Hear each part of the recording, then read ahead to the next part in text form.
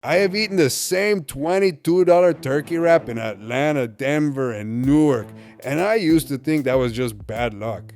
It is not bad luck. There is a specific, boring, infuriating reason every American airport sells the same overpriced mediocrity, and it has absolutely nothing to do with the food. The overwhelming majority of food concessions across American commercial airports are operated by a small cluster of companies. HMS Host, now part of a Swiss travel retail conglomerate called Avolta, runs roughly 1,000 locations across nearly 80 US airports. SSP America operates major hubs including O'Hare and Hartsfield Jackson. OTG controls the food programs at JFK, Newark, and Minneapolis. That is it. That is essentially the entire machine. Three companies, give or take, and the same $22 turkey wrap follows you from terminal to terminal because the same hands are making it everywhere. But calling this corporate consolidation misses the more interesting part. These companies are not in your terminals because they won some free market competition for your loyalty. They are there because they are the only ones who could survive the contract structure that airports demand. And that structure is the actual villain of this story. Here's how airport concession contracts work. An airport does not simply rent you a storefront and wish you luck.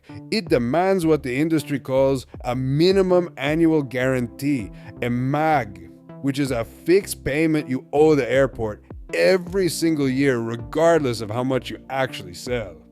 On top of that, according to the 2025 ACINA Concessions Benchmarking Survey, the median food and beverage operator also pays about 12.8% of gross sales back to the airport as percentage rent. The structure is you pay whichever is higher, the MAG or the percentage. Either way, the airport gets its cut first before you see a dollar of profit. Think about what that does to your menu pricing. You're not setting the price of a sandwich. You are reverse engineering what a sandwich needs to cost so that after the Maggi, after the revenue share, after the cost of building out a code compliant kitchen inside a secured terminal, which runs into the millions, you can still break even. That sandwich on the street costs $9. Inside the terminal, it costs $17. That delta is not greed, it is math. The airport's take is baked into every transaction, and you are the one doing the baking. Now, here is where it gets genuinely structural. Because the upfront capital required to win a concession bid, build out a compliant space, and absorb the minimum annual guarantee during the slow ramp up period is enormous.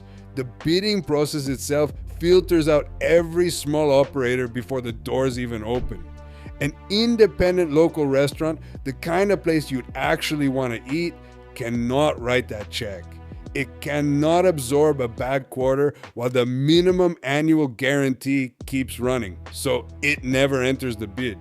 The contract structure does not discriminate against local food. It simply makes local food financially impossible at scale.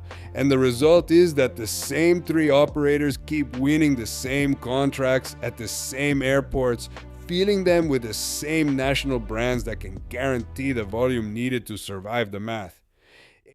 HMS Host just signed a new 10-year contract at Dallas Fort Worth to bring in a handful of concepts, and to be fair, some of them are genuinely local Dallas brands. But notice the term, 10 years, one operator, one airport, 1 decade. That is not a food program. That is a real estate lease with a menu attached. The more unsettling question is not who built this machine, but why no one has managed to dismantle it, and what happens in the rare places that actually tried. That 10-year DFW contract, one operator, locked in for a decade. Does that feel like a food program to you, or just a real estate deal with a menu stapled on? Drop your answer in the comments below. Because the real question is what happens when a city actually tries to fight back against this structure, and a few airports did. If passengers visibly hate the food, if the complaints are loud and constant and occasionally go viral, why hasn't a single major American airport authority looked at this system and decided to blow it up? The answer is almost insultingly simple.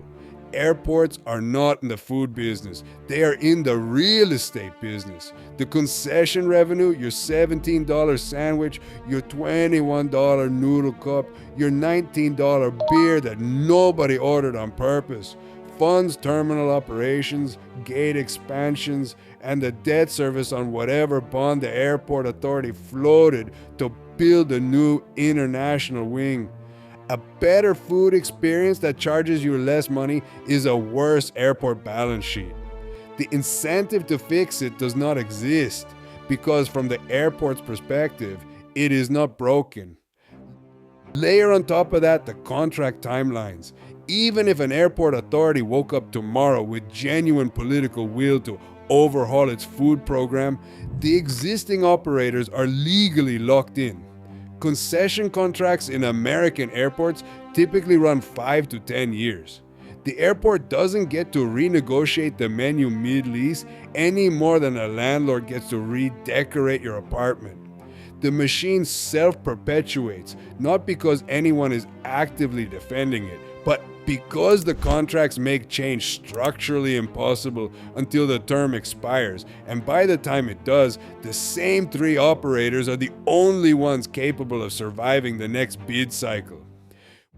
Which brings us to the part that genuinely stings, because there are airports in the world where this math works out differently.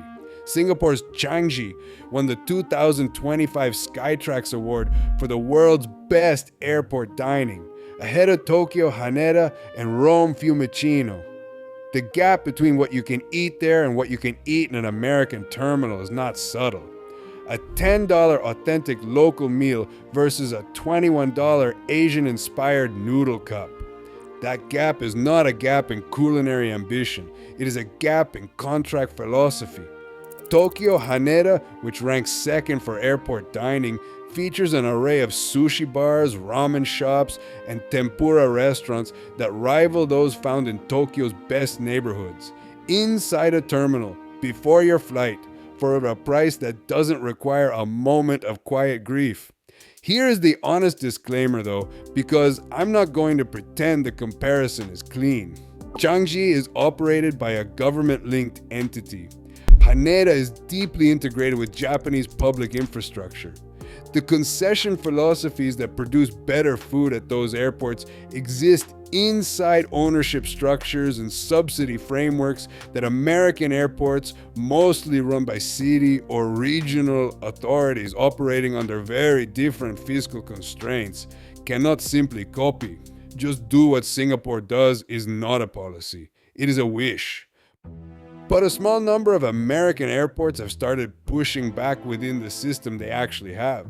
Some have added local vendor carve-outs to their request for proposals requirements, forcing large operators to include a percentage of locally owned concepts as a condition of winning the contract. It is not a revolution, it is a negotiating footnote, but it is the only lever that has actually moved. So here is what you can do with all of this.